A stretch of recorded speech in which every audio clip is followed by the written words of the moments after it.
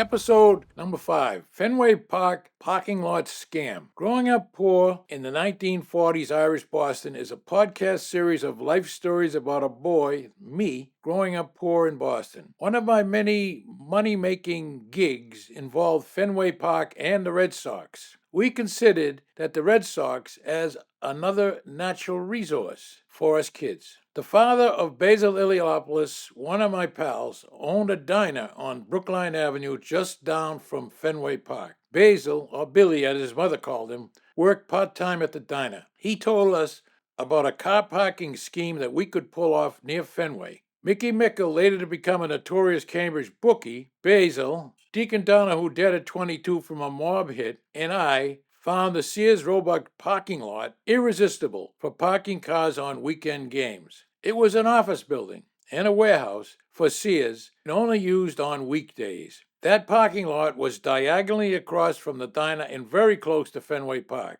at the confluence of Commonwealth Avenue and Brookline Avenue. Nearby legitimate parking lots were getting $2 per car on game days. We charged $1 because our operating costs were much less. Zippo. On the first day, we found a way to remove the chain blocking the Sears parking lot entrance. That day, we parked over 100 cars and split the dough. The next time, we had to buy a chain cutter to cut the newly installed and locked heavy-duty driveway chain. We again split about $100. We would bug out after the last car was parked. The legitimate competition was going nuts about us. We were always on the lookout for cops. Twice we saw them coming and faded out the Commonwealth Avenue back exit. The last time we parked cars, we were busy doing our specific duties. One would stand in the street with a hand-painted sign, waving cars into the lot. I was the collector of the money. One would direct the cars to where to park, and one would be a lookout for the cops. However, the lookout could not make it that day. You guessed it. 2 Boston cops swooped in and grabbed us. They relocked the chain, and after scaring us shitless,